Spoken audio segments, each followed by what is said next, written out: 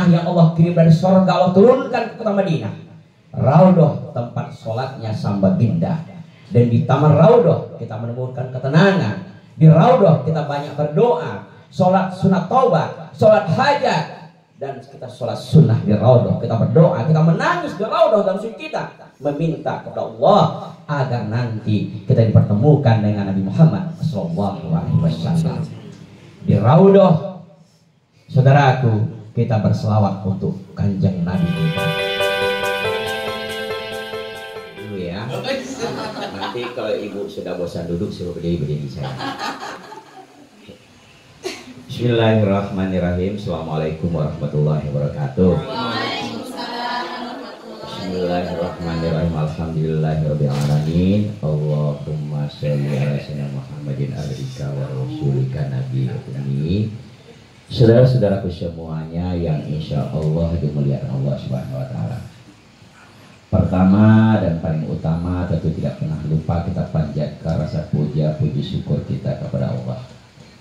Sampai jam ini menjelang sore Allah masih memberikan nikmat kehidupan buat kita. Karena banyak saudara kita yang seumuran dengan kita hari ini sudah meninggal dunia, sudah di alam barzah, dan mungkin ada yang sedang sakit. Kita doakan mudah-mudahan dilapangkan kuburnya, dan yang sakit diangkatlah penyakitnya, diberikan umur panjang dalam ketaatan. Tentu bagi kita yang masih hidup hari ini tidak tahu entah bagaimana ke depan. Kenapa? Masa depan itu dan ke depan itu adalah misteri semuanya. Kita tidak pernah tahu apa yang akan terjadi besok atau lusa terhadap diri kita. Yang kita tahu apa yang sudah kita lakukan dan kita lewati. Betul? Yang penting ajal itu tidak menunggu kita siap. Kematian itu tidak menunggu kita siap. Namun kita harus siap-siap menunggu kematian. Karena kematian itu adalah sebuah kepastian. Betul kira-kira? Benar. Pasti tidak meninggal itu. Pasti ya. Hanya masalah waktu saja. Yang penting sebelum kematian datang, Allah berikan tanda-tanda dulu. Sebelum hujan akan turun, kalau kita lihat ke langit, Allah kasih tanda-tanda hujan akan turun dulu. Betul? Allah kasih tanda-tanda di langit hujan akan turun, yaitu suasana mendung dan sedikit gerimis.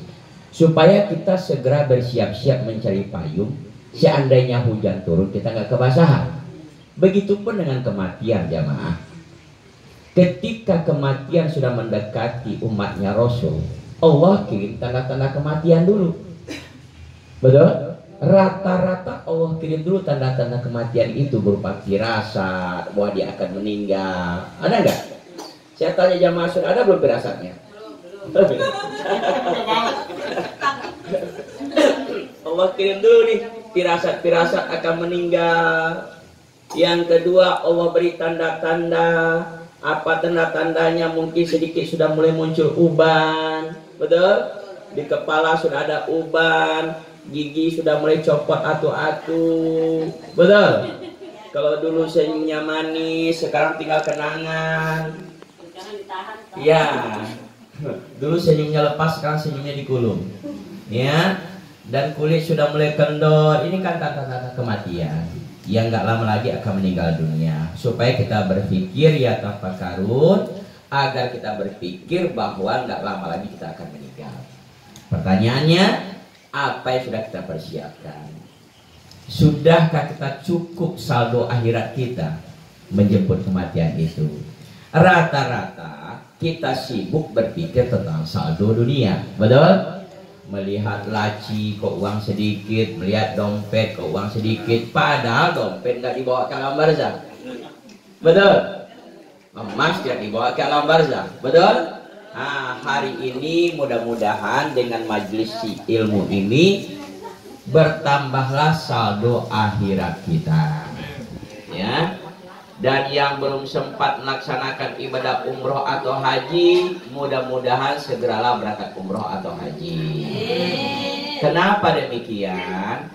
Sayyidina Ali pernah mengatakan, kalaulah seseorang umatnya Rasul sudah paham dengan manfaat umroh, paham dengan hakikat umroh, paham dengan fadilah umroh, namun tidak segera berangkat umroh,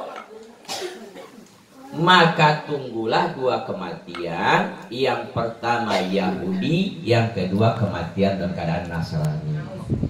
Kalau sudah paham ini, betul? Kalau belum paham nggak apa-apa, nanti saya kasih pemahaman. Siap tidak? Nah, resikonya begitu kalau nggak berangkat. Tunggulah dua kematian, Yahudi atau Nasrani. Ya, selawat dan salam untuk yang tercinta yang termulia baginda Nabi besar Muhammad sallallahu alaihi wasallam.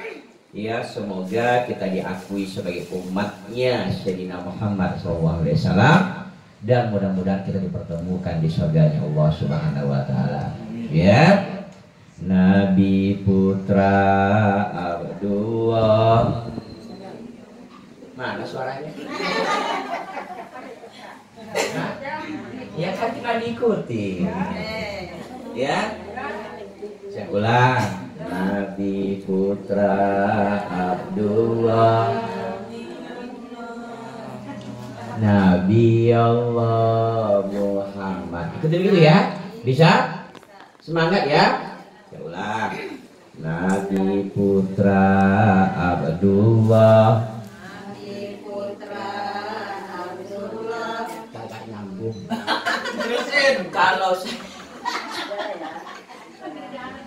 Kalau saya nyanyi Nabi putra Abdullah, jamaah sambut Nabi Allah Muhammad.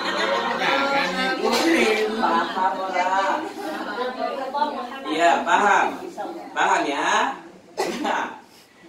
Saya ulang lagi deh, kalau nggak nyambung juga saya nggak lanjut lagi nyanyi. Ya, Nabi putra Abdullah, Nabi kekasih Allah, manusia tanpa dosa, manusia yang sempurna, manusia idolaku, manusia yang kupuja. Allahumma sholli ala sayyidina Muhammad. Bisa diulang? Coba diulang. Coba diulang dari awal. Kalau dapat kasih duit. Ayo diulang. Kalau dapat kasih umroh gratis. Enggak, sampai 5 loh. 1, 2, 3, 4, 5. Gak dapat. Alhamdulillah. Bukan gak niat, sudah niat. Betul? Tapi nggak hafal. Belum hafal ya? Nah, nanti tolong dihafal-hafal. Pertemuan berikutnya saya kasih hadiah. Hafal ya. Nanti pertemuan berikutnya saya kasih hadiah. Ya, mudah-mudahan saya masih lagu ini yang masih kumandang tambah berikutnya. Di barang besok saja lagi, Mas. Ya, jamaah sekalian. Ya, sekarang sebelum masuk kita sholawat badar dulu. Hafal nggak sholawat badar? Ayo kita mulai. Sholawat badar. Salamullah.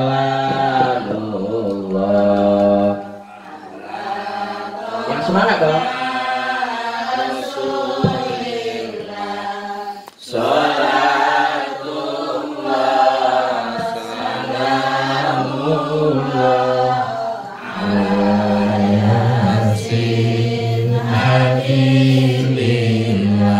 Berangkat umroh karena Allah, karena rindu Rasulillah,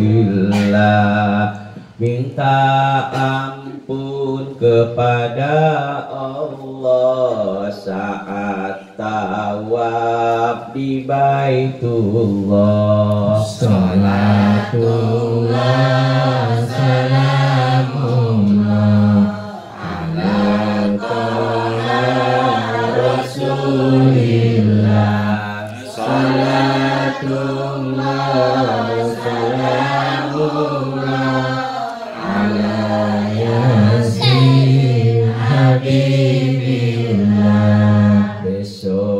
kami berangkat umroh memenuhi panggilan Allah, sujud syukur di Baitullah, mengharapkan ridhonya Allah. Salatullah salamullah ala Taha Rasulillah. Salatullah salamullah ala Yasin Habibillah. Ada yang hafal?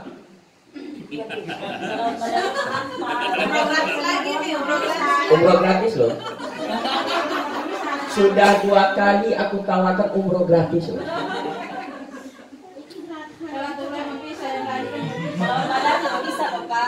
Kalau ya, berarti bukan salah saya loh ya. Saya sudah tawarkan 2 kali loh umroh gratis. Tadi nggak bisa juga. Sudah 2 kali nggak bisa juga. Betul? Berarti memang bukan nasib. Oke jemaah. Oke jemaah sekalian, ya. Alhamdulillah hari ini Allah kumpulkan kita dalam rangka bongkar celengan umroh sekampung.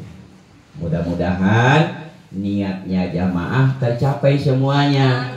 Bisa berangkat umroh, bisa minta ampun kepada Allah saat tawaf di Baitullah. Betul? Bisa sujud syukur di Baitullah mengharapkan ridhonya Allah.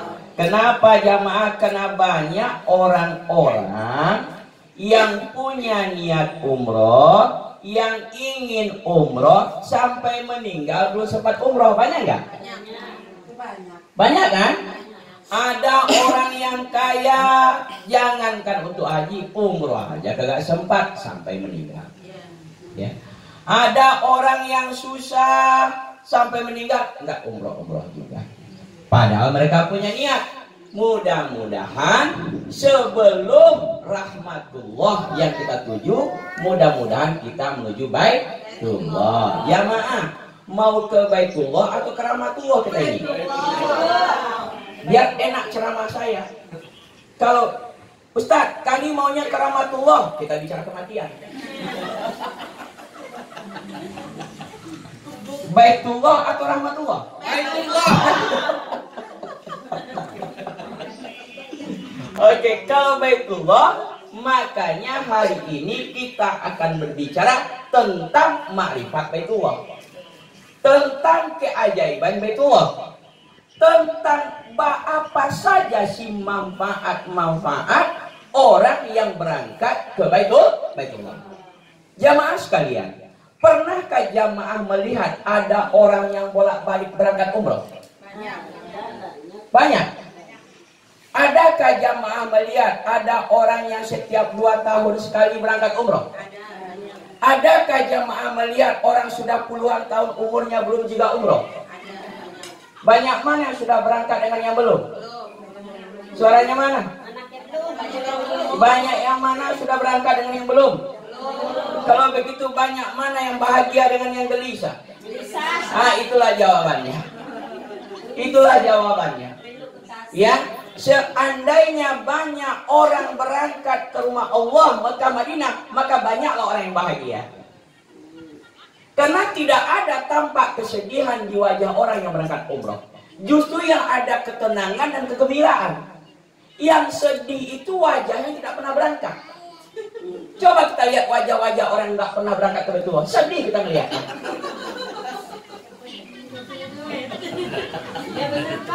Betul? Sedih kita melihatnya. Betul? Mereka sudah punya niat, kok nggak berangkat-berangkat juga. Apa yang salah sebenarnya ini? Betul? Kalau doa sudah nggak putus-putus. Betul? Setiap saat berdoa, ya Allah, labbaik Allahumma labbaik, labbaik la syarika lak labbaik. Setiap saat berdoa agar sampai ke Mekah. Syukuran umroh tidak pernah putus. Setiap ada berangkat hadir di syukurannya. Betul? Bahkan sampai mengantarkan jamaah ke bandara. dan sebagainya. Betul? Begitu jamaah pulang umroh, hadir lagi di syukuran kepulangan umroh dan minum air zam-zam, makan korma sudah banyak. Namun ya Allah, kok belum berangkat juga? Apa yang salah ini ya Allah? Apa doa tidak tersambung atau dosa jadi penghalang? Kira-kira apa penyebabnya ya jemaah? Dosa yang terhalang. Doa yang terhalang karena dosa. Banyak orang mengatakan kami belum umroh, Pak Al-Fakir. Kenapa? Pertama belum ada panggilan. Betul? Betul? Ini kurang masuk akal. Masa usia 80 tahun nggak kedengaran panggilan? Kemana wae? Yang kedua, kami belum umroh karena belum ada duit. Betul? Kalau begitu jamaah sekalian, pilih mana? Biarlah suami kurang tampan, yang penting banyak duit.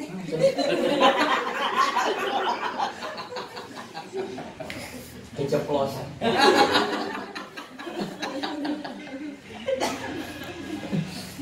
Biarlah suamiku jarang pulang ke rumah, yang penting kalau pergi banyak meninggalkan duit.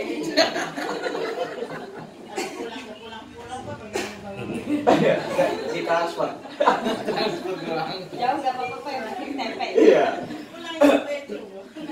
Jadi jamaah sekalian, banyak orang mengatakan karena nggak punya duit, makanya kami belum umroh, karena belum ada panggilan, karena belum mampu, betul? Makanya belum umroh. Oke, kita bahas satu persatu.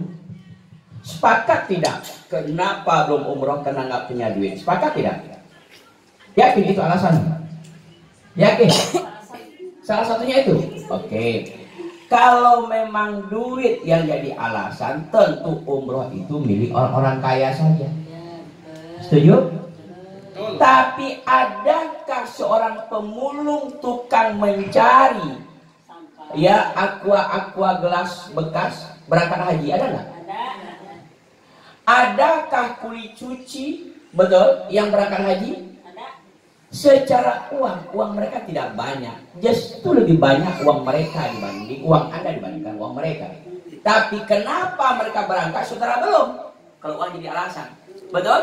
Mereka tidak punya cincin, kita punya cincin. Mereka tidak punya gelang emas, kita punya gelang emas.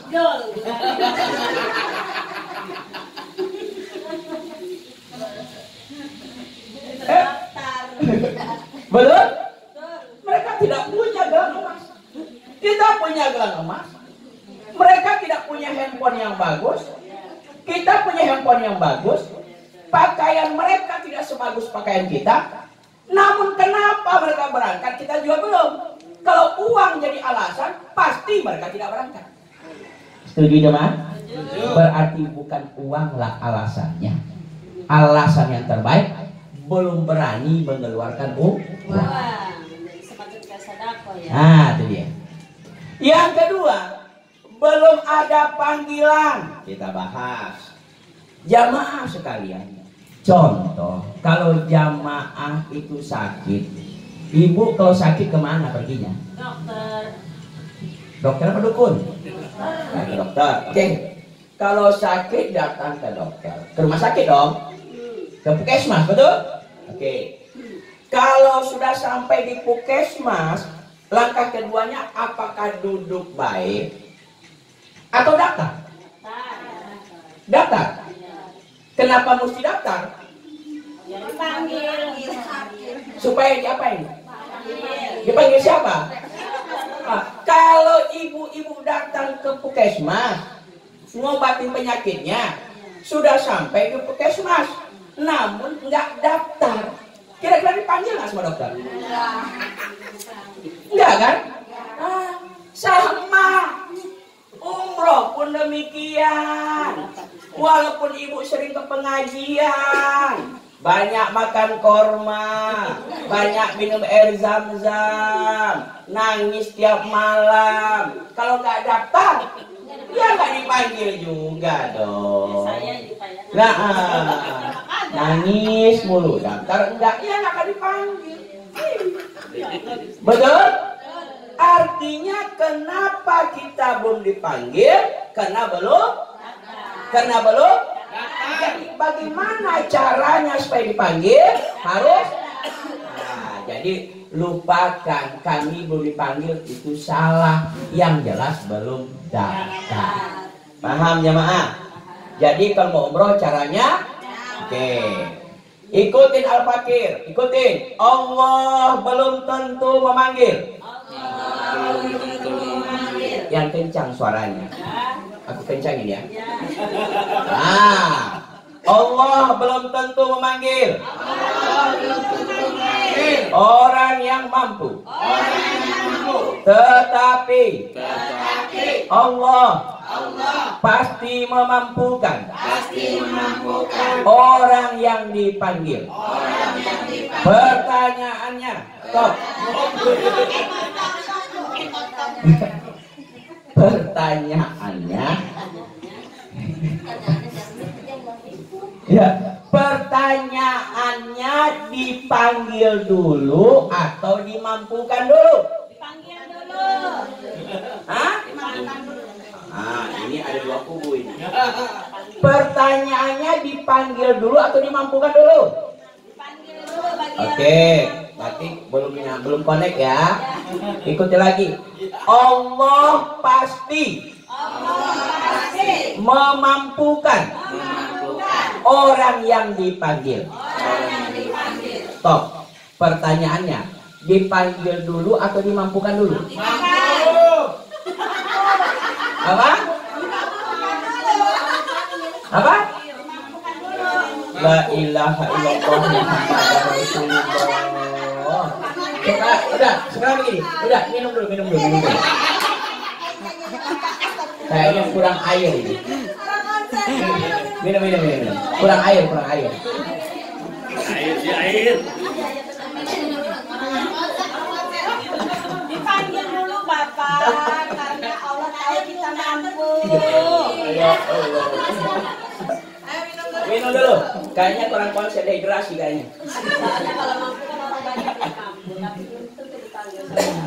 Ya. Sudah minumnya? Belum ya? Pak dulu Pak. Belum.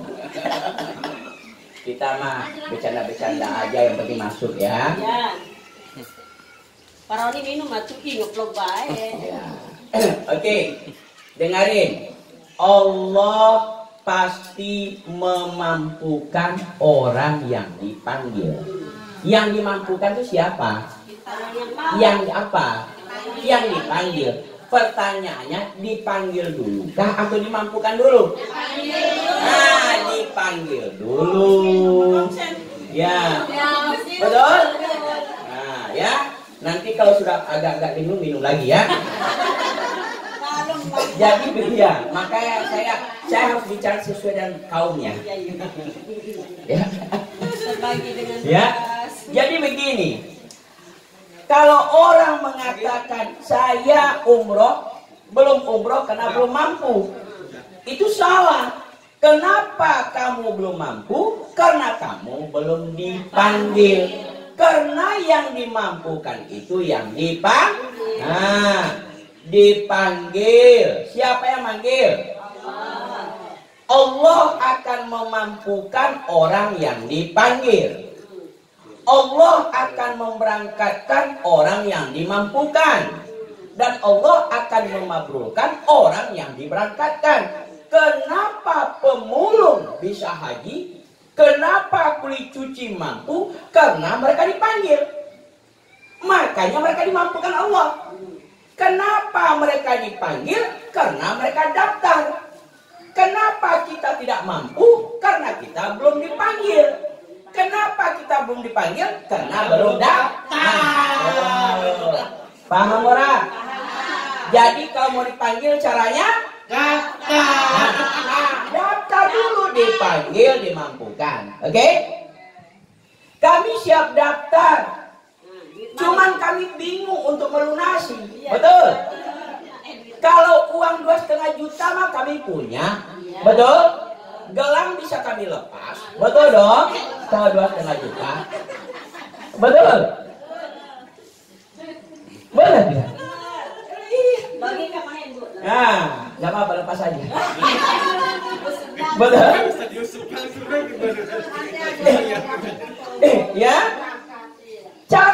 coaching. Jangan nanti aja pas mau berangkat, salah. Jangan. Itu salah. Ini kesalahan, kujelaskan. Kalau untuk daftar kami punya uang, yang kami nggak punya itu untuk pelunasan. Nah, kita bahas. Ya, Pak. Yang punya niat Allah atau kita? Kita. Betul. Oh. Yang kedua, yang berdoa Allah atau kita? Kita. Oke. Yang ketiga, yang daftar umroh Allah atau kita? Yang keempat, yang berusaha Allah atau kita? Kita. Nah, tahu kan? Yang punya niat siapa? Kita. Suaranya mana? Kita. Yang berdoa siapa? Kita. Yang daftar siapa? Kita. Yang berusaha? Kita. Selesai. Ini sudah ranah kita ini. Ranahnya Allah. Yang memanggil siapa? Allah. Nah, tentu Allah akan manggil yang daftar dong. Walaupun ngumpul begini nih, kalau nggak daftar, insya Allah nggak boleh panggil. Jangan tentuan. Betul dong? Iya, betul. Betul. Benar. Nih, niat kita, doa kita, daftar kita, usaha kita. Selesai. Kasih garis merah. Tuh. Ranah Allah. Allah akan memanggil orang yang daftar. Nah, Allah panggil yang daftar. Tuh, dipanggil sama Allah yang daftar. Paham itu? Jadi yang dipanggil siapa? Kita.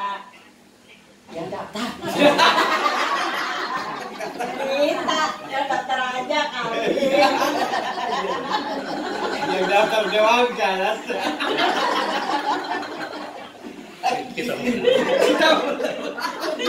Belum daftar gitu. Yang dipanggil siapa? Yang daftar. Yang daftar siapa? Itu baru benar. Betul? Nah, jadi yang daftar kita. Yang manggil Allah. Allah akan manggil yang daftar. Nah, Allah yang manggil. Iya. Ketika kita daftar, baru Allah panggil. Yang mampukan siapa? Allah. Siapa yang dimampukan Allah? Yang dipanggil. Nah, dimampukan Allah. Aku ajar begini nih biar paham. Iya betul. Nanti jangan yang ingat jeruk doang. Yang diingat, rupanya 6 jeruk ya. Paham? Ya? Allah akan manggil yang daftar. Allah akan mampukan yang dipanggil. Allah akan berangkatkan yang dimampukan. Allah akan mabrurkan yang diberangkatkan. Berarti yang memampukan itu siapa? Yang daftar siapa? Ya kita cukup berpikir tentang pendaftaran. Allah punya cara untuk melunasi. Allah punya cara untuk memampukan. Allah punya cara. Kita hanya berdoa dan berusaha. Biarkanlah cara Allah yang bekerja untuk memampukan orang-orang yang daftar, yang dipanggil oleh Allah Subhanahu wa Ta'ala. Paham jemaah? Paham? Jadi nggak usah mikir ke sini, nanti pusing. Jangan masuk ke wilayahnya Allah. Betul? Jangan masuk ke sini, jangan. Kita cukup di wilayah kita saja. Setuju? Kayak saya bertamu di sini. Cukup inilah saya masuk. Nggak boleh saya masuk kamar. Pusing saya. Betul, Pak Haji? Kalau sama ibu Betul? Nah, wilayah kita hanya niat, doa, daftar, usaha. Wilayah Allah memanggil yang daftar, memampukan yang dipanggil, memberangkatkan yang mampu, memabrurkan yang diberangkatkan. Cukup kita sampai daftar saja, doa, usaha. Allah punya cara untuk memampukan dan memberangkatkan. Paham? Paham? Kalau begitu mikirin pelunasan, mikirin daftar. Jadi daftar. Nah, daftar. Berapa daftarnya? 2,5 juta. 2.500.000 dapat tuh perlengkapan. Tuh. Tuh dengan 2.500.000 dapatlah perlengkapan. Perlengkapan itu taruh di tempat kita sholat. Doa ya Allah. Apa dibiarkan perlengkapan lama-lama di rumah saya. Ya Allah, terbangkanlah perlengkapan ini bersama saya ke Mekah Madinah. Itu doanya. Paham? Siap, berapa daftarnya? Siap untuk mendaftar? Siap, sudah ada celenya. Paham? Nah, aku doakan mudah-mudahan yang sudah daftar, yang sudah bongkar celengan, mudah-mudahan Allah berikan 1000 cara untuk dimampukan. Amin dong. Amin. Oke, paham ya? Berarti kesimpulannya insya Allah kita jumpa di Mekah Madinah. Selanjutnya, apa sih manfaat umroh itu? Betul? Nah, manfaat umroh. Yang pertama, ikutin saya. Labbaik Allahumma labbaik. Labbaik la syarika lak labbaik. Innal hamda wa ni'mata laka wal mulk la syarika lak. Labbaik Allah. Aku penuh. Cukup.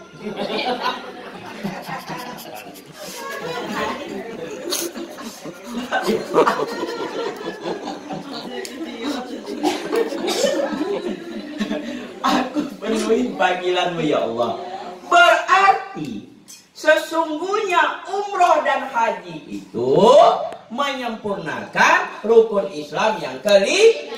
Nah, kata Allah begini, sempurnakan rukun Islam yang kelima dengan haji atau umroh. Boleh umroh walaupun belum haji itu boleh. Haji dulu boleh, setelah itu umroh boleh. Umroh dulu boleh, setelah itu haji juga boleh. Yang tidak boleh sudah dikasih ceramah, tidak umroh dan tidak haji.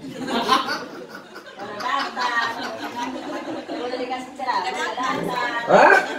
Iya, udah dikasih ceramah begini. Enggak juga, betul? Betul? Yang pertama, sempurnakan rukun Islam kelima dengan haji atau Nah, yang mau berangkat umroh, coba angkat tangan. Ini semuanya. Semuanya. Udah daftar? Salatullah, salamullah.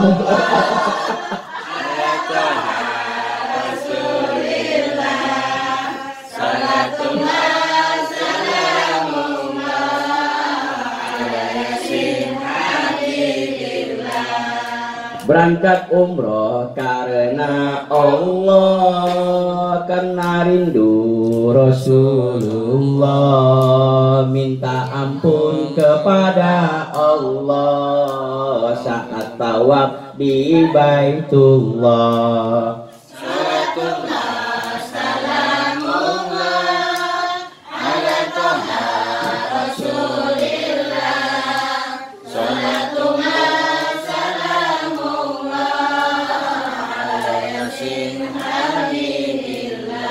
Jadi jamaah, yang pertama sempurnakan rukun Islam yang kelima dengan haji atau manfaat umroh yang kedua, Allah akan menghapus semua dosa-dosa hambanya. Allah akan mengampuni semua dosa-dosa hambanya jika dia berangkat umroh atau haji dengan niat lillahi ta'ala, illahi anta maksudi. Kalau Allah yang dia maksud, maka semua dosa-dosanya akan Allah ampunkan, kecuali dosa syirik. Jadi dihapuskan dosa sama Allah. Yang membuat hidup sulit, yang membuat rumah tangga kepanasan, yang membuat ekonomi mampet, mungkin salah satu penyebabnya adalah dosa apa? Dosa pikiran, dosa mata, dosa telinga, dosa mulut yang mungkin cenderung bergibah. Yang ngomongin orang aja kerjanya. Betul? Benar? Yang ngomongin orang mulu. Saya ke di pengajian, saya dengar dengan serius. Itu teman sebasa tuh kayak ngorok aja, ngomongin orang. Betul? Ceritakan kejelekan orang, menceritakan aib orang. Ini dosa. Betul? Mungkin salah satu yang membuat ekonomi seret itu dosa mulut. Makanya mulai sekarang stop dan beristighfar. Astagfirullahaladzim.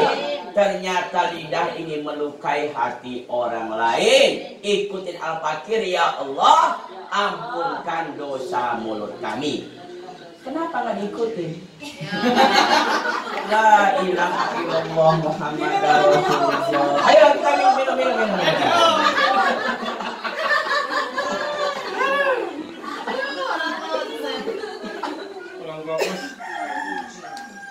Kalau apa sih ikutin.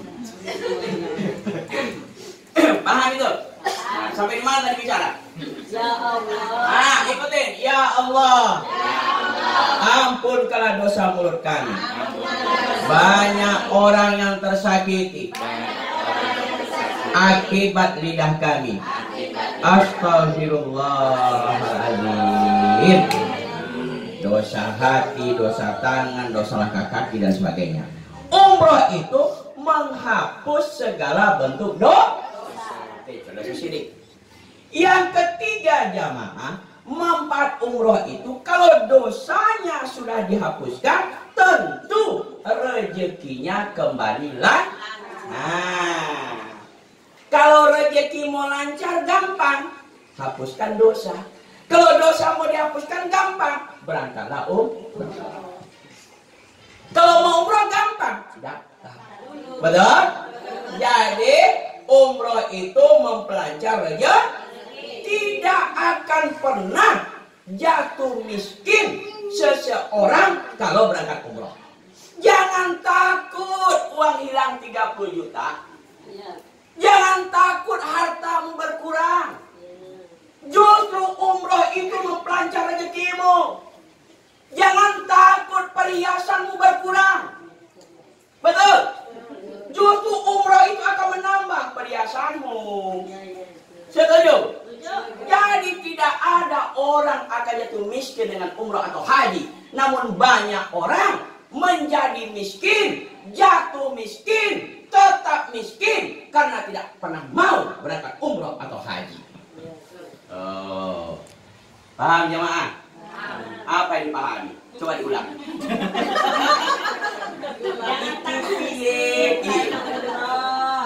Paham? Paham?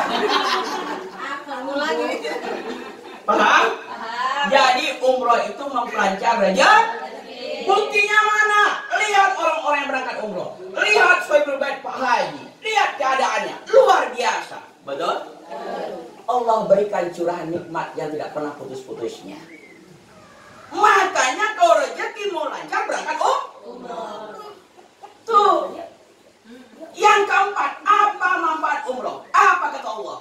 Kalau rezekinya sudah pelancar kata Allah, maka aku akan hilangkan dari sifat kekurangan. Jadi umroh itu membuat kita cukup. Walaupun tidak kaya, tapi cukup. Itu janji Allah. Kenapa kita kekurangan? Ya karena belum umroh. Kalau mau cukup, berangkat umroh. Paham jemaah? Dan yang selanjutnya manfaat umroh adalah mengikis kemiskinan. Allah katakan, hambaku yang berangkat umroh datang ke rumahku melihat makam kekasihku, maka akan kujauhkan dari kemiskinan.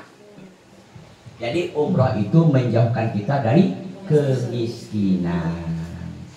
Bagaimana supaya tidak miskin? Umroh. Betul? Oke. Selanjutnya apa lagi? Kan berapa biayanya? 30 juta. Betul? 40 juta. Setuju?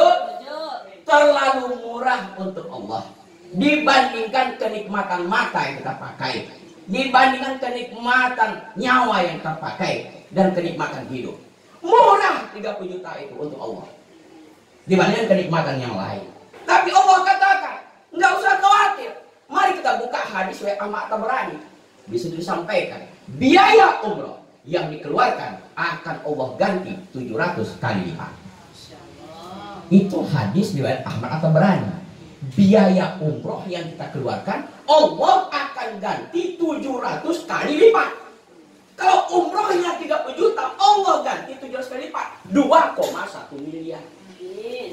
Makanya efek umroh itu secara ekonomi, secara jasmani, secara rohani.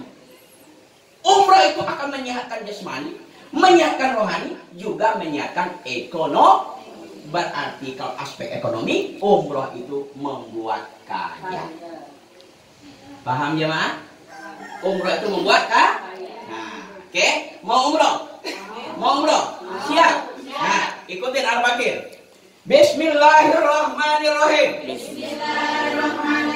Insyaallah. Surat rumah. Surat tanah. Surat sawah. Perhiasan. Uang di lemari.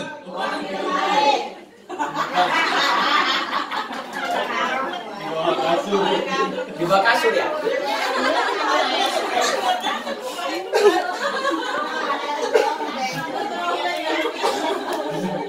Apa? Ini bawah kasur di sini. Kita ulang. Bismillahirrahmanirrahim.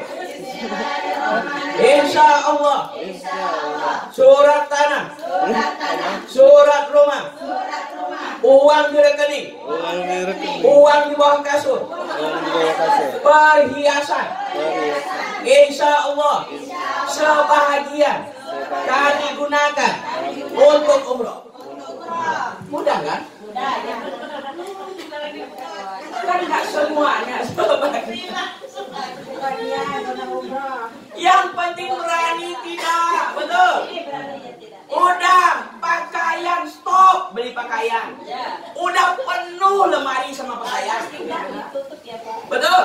Oh lihat rumah masing-masing penuh sama pakaian lemari. Betul tidak? Dan setiap mau arisan bingung, nggak ada baju, 3 lemari baju itu.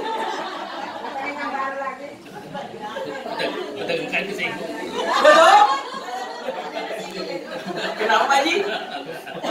Lagi kesinggung. 3 lemari bajunya. Masih terus beli baju. Mulai sekarang niatkan umroh, stop beli baju dulu. Betul? Jangan sibuk membenahi penampilan dunia, tapi tolong pikirkan penampilanmu di akhirat nanti.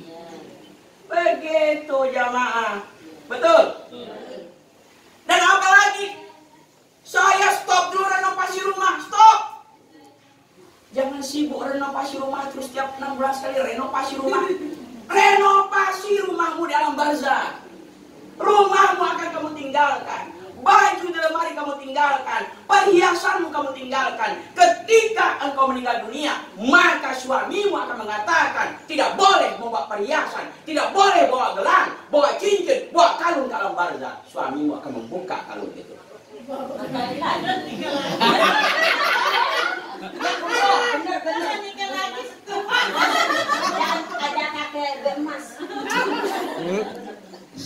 Kan ibu ngomong betul?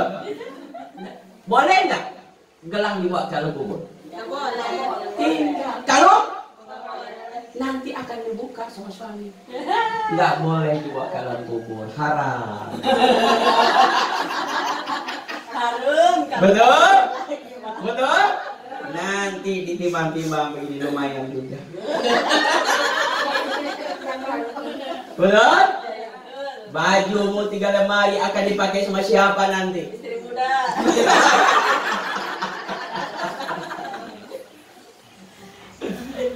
Makanya ayo segeralah berangkat. Tunda kesenangan dunia yang menipu. Tunda dulu beli baju, tunda dulu beli perhiasan, tunda renovasi rumah, tunda beli kendaraan. Betul? Tunda ganti handphone dulu. Sekarang konsep niatkan, saya punya uang untuk umroh ke rumah Allah.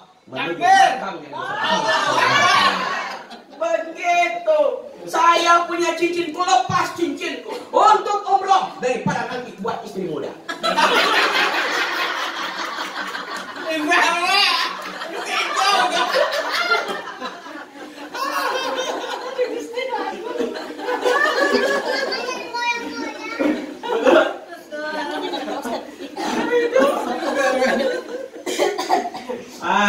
begitu jamaah, ya.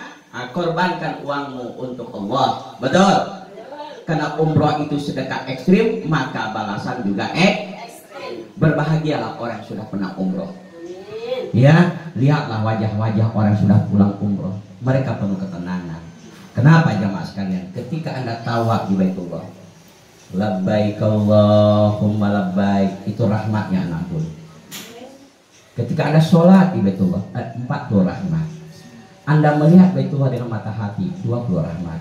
Anda sholat di Masjidil Haram, itu 100.000 derajat. Sama saja saudara sholat sebanyak 100.000 kali di Syirah. Artinya satu kali sholat di Masjidil Haram sama saja 276 tahun lamanya sholat di Syirah. Ada nggak umur sampai ke sana? Jadi Allahu Akbar itu sama dengan sholat 270 tahun di sini. Adilnya Allahnya. Tuh, makanya orang yang paham dengan manfaat umroh dia akan berlomba-lomba untuk umroh dan haji. Betul?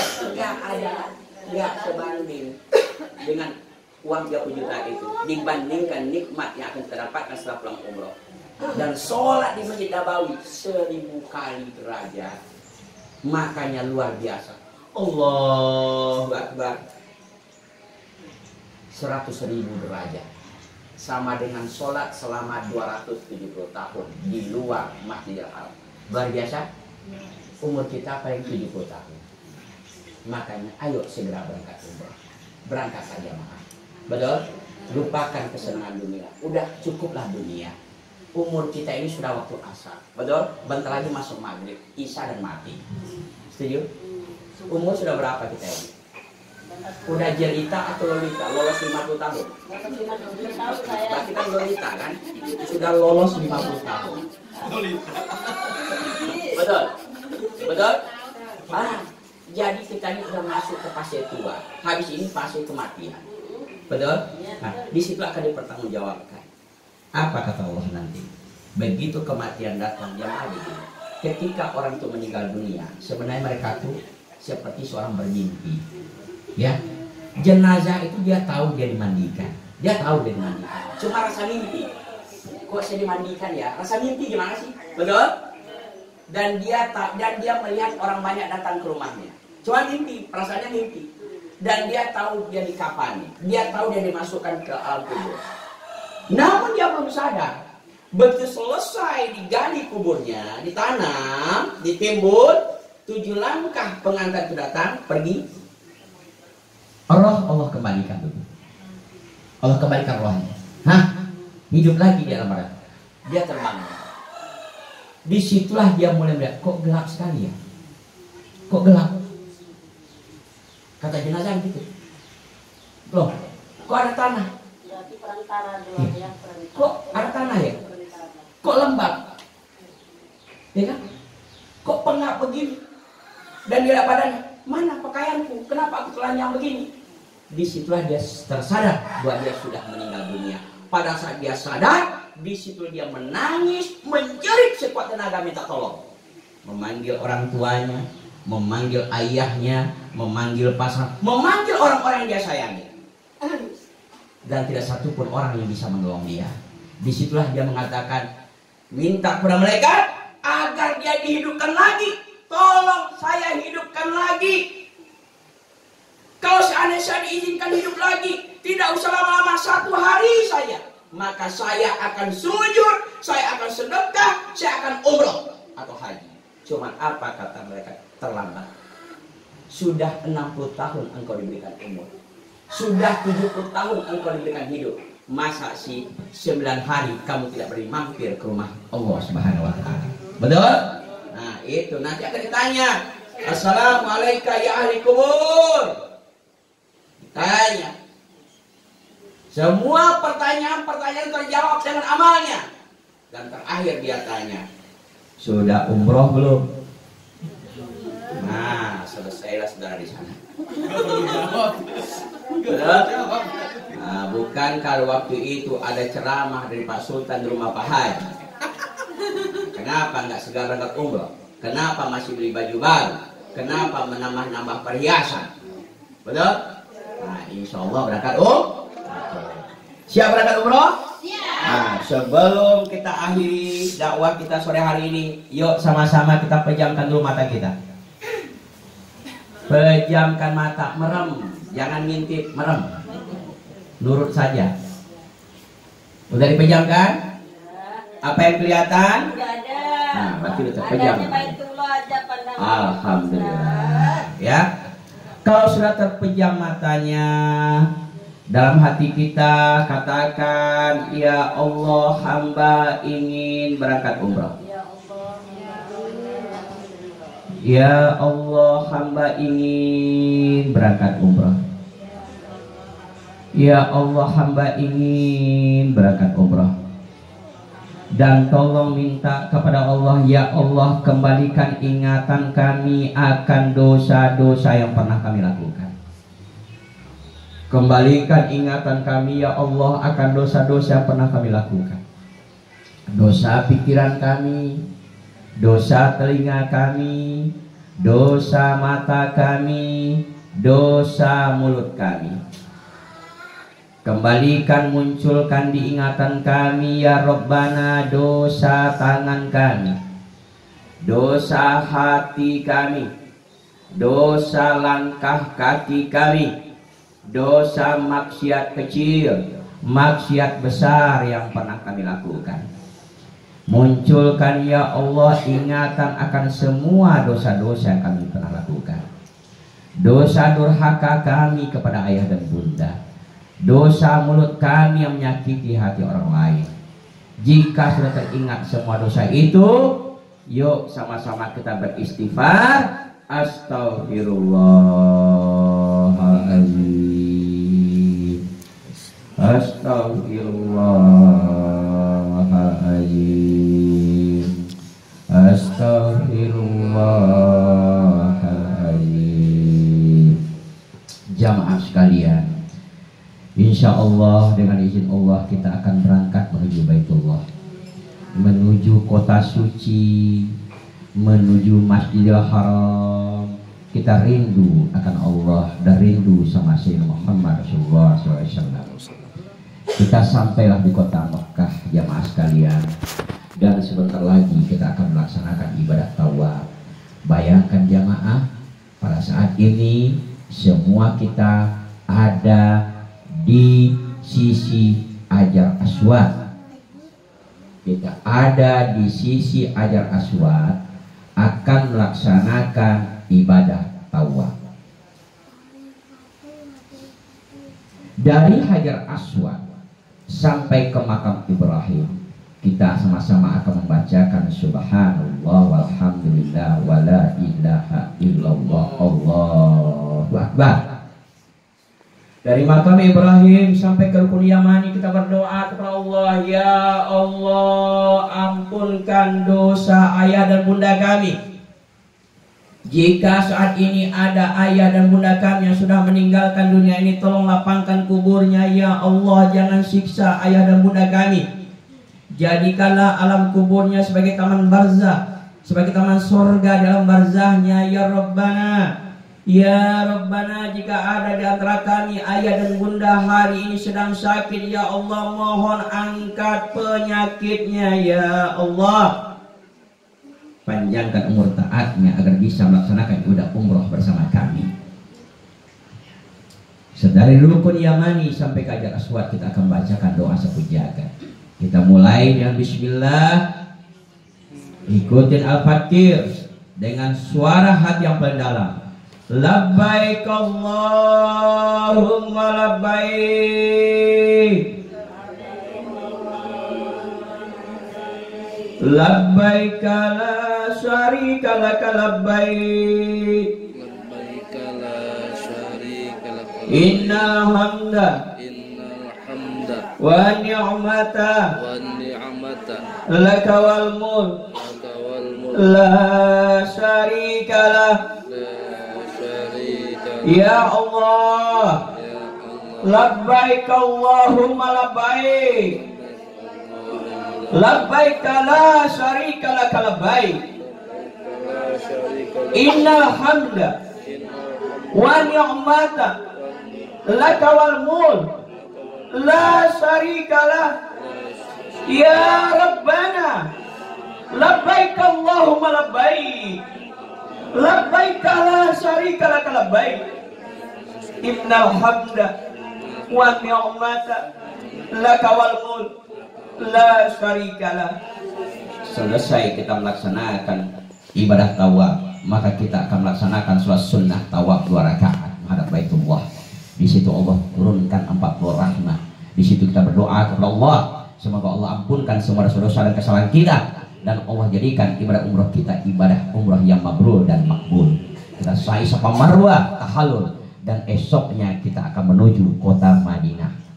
Di kota Madinah, di situ dimakamkanlah seorang anak manusia, Nabi kita, junjungan kita, Rasul kita, manusia tanpa dosa yang paling sempurna, manusia yang kita puja, idola kita, Nabi Muhammad SAW.